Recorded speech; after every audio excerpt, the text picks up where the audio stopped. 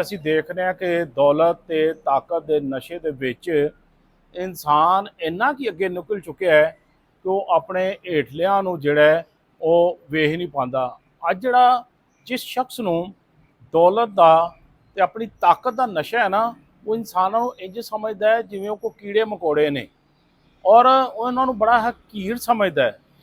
ਦੇਖੋ, ਅਗਰ ਰੱਬ ਨੇ ਤੁਹਾਨੂੰ ਨੇਮਤਾਂ ਨਾਲ ਨਵਾਜ਼ਿਆ ਹੈ ਤੇ ਫਿਰ ਆਪਣੀ ਦੌਲਤ ਦਾ, ਆਪਣੀ ਤਾਕਤ ਦੇ ਨਸ਼ੇ ਦਾ ਹੰਕਾਰ ਮਤ ਕਰੋ। ਦੇਖੋ, ਫਿਰੌਨ ਨੂੰ ਅਸੀਂ ਵੇਖਦੇ ਹਾਂ ਕਿ ਫਿਰੌਨ ਨੂੰ ਬੜਾ ਹੰਕਾਰ ਸੀ। ਫਿਰੌਨ ਨੇ ਆਪਣੇ ਆਪ ਨੂੰ ਖੁਦਾ ਸਮਝਣਾ ਸ਼ੁਰੂ ਕਰ ਦਿੱਤਾ, ਕਿਉਂਕਿ ਉਹਨੂੰ ਆਪਣੀ ਤਾਕਤ ਦਾ ਨਸ਼ਾ ਸੀ ਨਾ, ਉਹਨੂੰ ਆਪਣੀ ਇਕਤਦਾਰ ਦਾ ਨਸ਼ਾ ਸੀ, ਉਹਨੂੰ ਆਪਣੀ ਦੌਲਤ ਦਾ ਨਸ਼ਾ ਸੀ।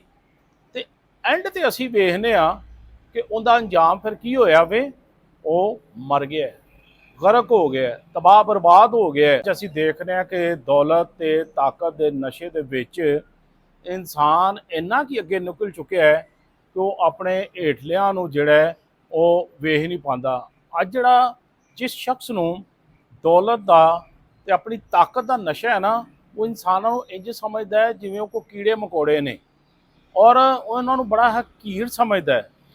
ਦੇਖੋ, ਅਗਰ ਰੱਬ ਨੇ ਤੁਹਾਨੂੰ ਨੇਮਤਾਂ ਨਾਲ ਨਵਾਜ਼ਿਆ ਹੈ ਤੇ ਫਿਰ ਆਪਣੀ ਦੌਲਤ ਦਾ, ਆਪਣੀ ਤਾਕਤ ਦੇ ਨਸ਼ੇ ਦਾ ਹੰਕਾਰ ਮਤ ਕਰੋ। ਦੇਖੋ, ਫਿਰੌਨ ਨੂੰ ਅਸੀਂ ਵੇਖਦੇ ਹਾਂ ਕਿ ਫਿਰੌਨ ਨੂੰ ਬੜਾ ਹੰਕਾਰ ਸੀ।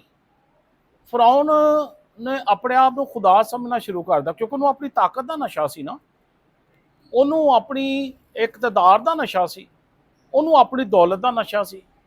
ਤੇ ਐਂਡ ਤੇ ਅਸੀਂ ਵੇਖਦੇ ਹਾਂ ਕਿ ਉਹਦਾ ਅੰਜਾਮ ਫਿਰ ਕੀ ਹੋਇਆ ਵੇ, ਉਹ ਮਰ ਗਿਆ, ਗਰਕ ਹੋ ਗਿਆ, ਤਬਾਹ ਬਰਬਾਦ ਹੋ ਗਿਆ।